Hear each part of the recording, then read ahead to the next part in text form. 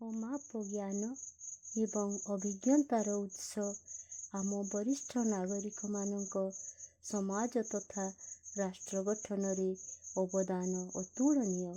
ସେମାନଙ୍କ ଆଦର୍ଶ, ଉପଦେଶ, ସଂସ୍କାର ଆମ ଜୀବନକୁ ମାର୍ଜିତ କରିଛି। ସେହିମାନେ ହିଁ ଆମର ପ୍ରକୃତ ମାର୍ଗଦର୍ଶକ।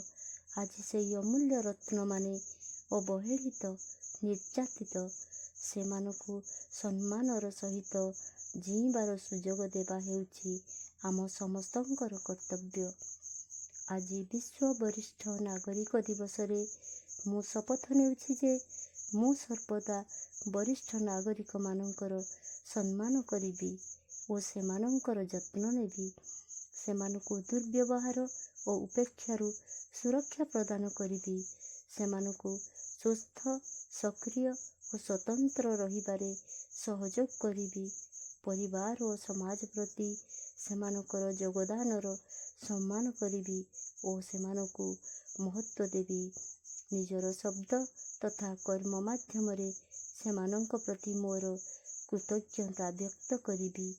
ମୁଁ ସର୍ବଦା ସେମାନଙ୍କର ସୁସ୍ଥ ନିରାମୟ ଜୀବନ କାମନା କରିବି।